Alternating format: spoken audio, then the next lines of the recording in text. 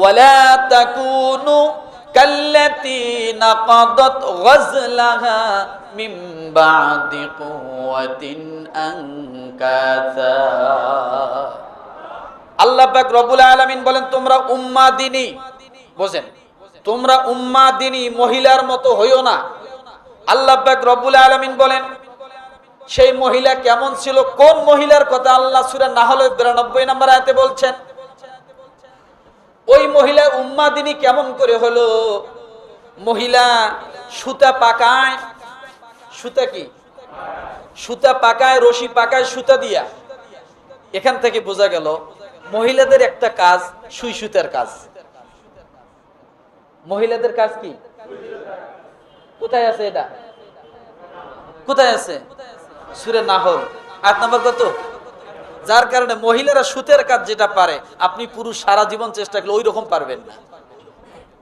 কাঁথা সেলাই করতেছে, দেখেন কি ধৈর্য। আর আপনাকে যদি বলা হয় যে আপনার এই পকেটে সেলাইটা একটু ছিঁড়ে গেছে, সোজা করেন, ফিক্কে দিয়ে ফেলাই দিবেন, তো কথা ঠিক কিনা? আর পুরা কাঁথা, আপনি যে কাঁথাটা গায়ে দেন, আজকে একটু যায় যখন গায়ে দিবেন, যদি গায়ে দেন আর কি দেখবেন তো আচ্ছা কেমনে সেলাই করছে, এত ঘন ঘন গিনি গিনি সেলাই, এরপর আবার কত ডিজাইন করতেছে কাঁথার ভিতরে, একটুকু ধৈর্য হারায় না, কথা ঠিক না? আর আমাদেরকে যদি 4 আঙ্গুল কইতো যে এইটুকু একটু সেলাই করে দেন, পারি না। তাহলে বোঝা গেল সুতের কথা আল্লাহ যেহেতু মহিলার ক্ষেত্রে বলছে, তার মানে সুই সুতের সাথে মহিলাদের একটা কি আছে? ঘুমাচ্ছে নাকি? ঘুমায়? দেখেন তো ডানে বামে কে ঘুমে, একটু জাগনা করে দিবেন। আল্লাহ পাক রব্বুল আলামিন বলেন উম্মাহ দিনী মহিলার মতো হইও না। যে মহিলা সুতা পাকায়, অনেক কষ্ট করে রশি পাকাইলো সুতা দিয়া, এরপরে আবার খুলে ফেললো, খুলে ফেলার পরে আবার আস্তে আস্তে সেগুলোকে টুকরা টুকরা করে ফেললো। তোমরা এমন উম্মাহ দিনী মহিলার মতো হইও না। মনে করেন আপনি একটা রশি পাকাচ্ছেন, আমরা অনেক সময় পাকাইতে হয় আমাদেরকে, না? পাকাচ্ছেন, হঠাৎ করে যদি হাত থেকে ফসকে যায়, যায় নাই এমন কেউ আছে নাকি? কোনদিন যায় নাই এমন কেউ আছে? জীবনে একটা অভিজ্ঞতা আছে যে রশি পাকাইতে যাই এত কষ্ট করে পাকাইছেন, হঠাৎ দেখবেন যে সুতা হাত থেকে খুলে গেছে।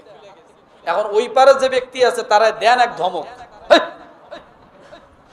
রশি কিন্তু খুলে গেছে আমার কারণে, কিন্তু আমি আমারটা ধরতেছি না, রশি খুলে যাওয়ার কারণে তাকে রাগ করতেছি, কথা ঠিক না? আর রশির কাম হলো যখনই হাত থেকে ছুটে যাবে ও আগে যেমন ছিল ওই রকম হওয়ার জন্য পল্টি দিতে আছে যে আমি তোমার মতো থাকবো না, আমি আগে যেমন ছিল ওই রকম, কথা ঠিক না? আল্লাহ বলে তোমরা ওই উম্মাহ দিনী মহিলার মতো হইও না যে সারাদিন সুতা পাকাইলো, সন্ধ্যার সময় যায় আবার সব পাক খুলে দিয়ে আবার সুতাগুলো আলাদা আলাদা করে রেখে দিল। তাহলে সারাদিন এই কাজ করার কোনো অর্থ হয়? আছে কোনো অর্থ? আমাদের কিন্তু অনেক সময় এরকম হয়, সারাদিন এমন একটা কাজ করছেন, ধরেন মনে করেন একজন রাজমিস্ত্রি সারাদিন একটা ওয়াল উঠাইলো, যতটুকু নিয়মের মধ্যে ওয়াল উঠানোর কথা তার থেকে একটু বেশি উঠাইতেছে, টুলের মধ্যে দাঁড়ায়া, চেয়ারে দাঁড়ায়া, মাথায় দাঁড়াইয়া একসঙ্গে উঠানো শুরু করছে। সন্ধ্যাকালীন সময় বালুর কড়াই, অল্প কটা বালু ছিল কড়াইটা ওখান থেকে নামাইতে যাইয়া হঠাৎ করে কড়াই ঠোকর লাগিয়া ওয়াল কি হয়েছে? কি হয়েছে? ওয়াল পড়ে গেছে। আপনার বালু শেষ, সিমেন্ট শেষ, পানি শেষ, সারাদিনের মিস্ত্রি বিল এমনিও দেওয়া লাগবে, আবার মনে করেন ইট ভেঙে সব পড়ে গেল। এখন কি করে? রাগ করে দেন, কাজ করবোই না, সব গোছায় মোছায় রেখে গেল। পরের দিন আবার আইসে সব খুইলে নতুন করে আবার গাঁথা শুরু করে দিল।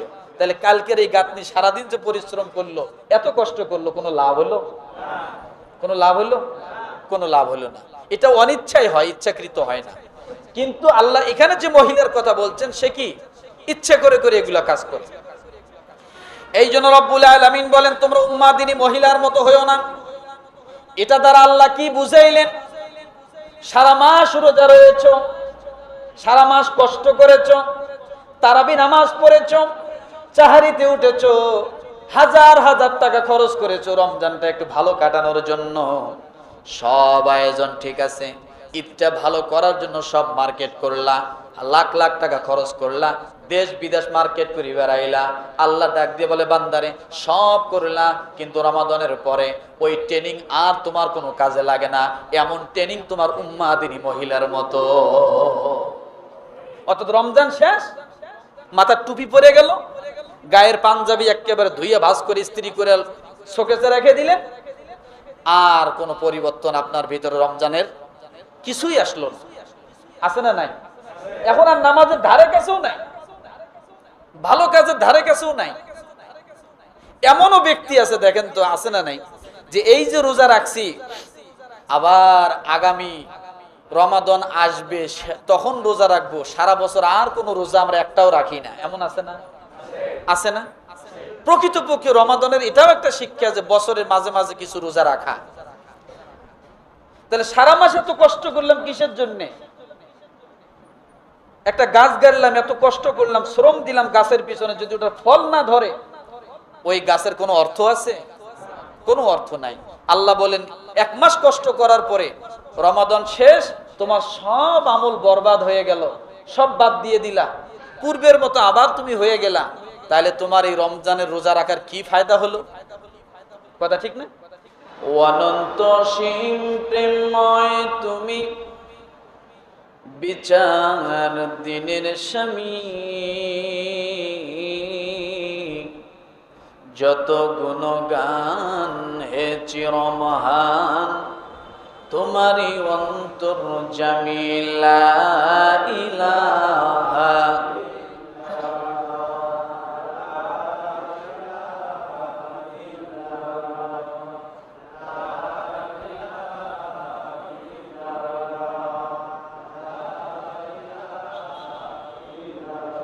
লা ইলাহা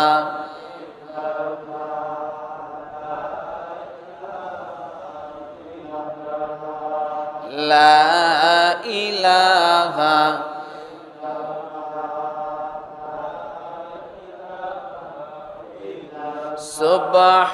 সুবহানাল্লাহ আলহামদুলিল্লাহ লা ইলাহা ইল্লাল্লাহ সুবহানাল্লাহ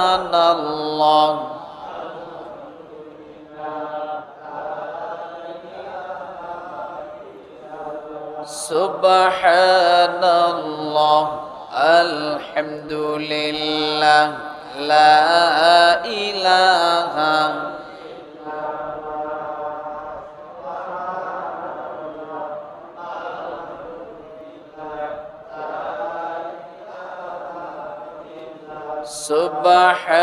সুবহানাল্লাহ আলহামদুলিল্লাহ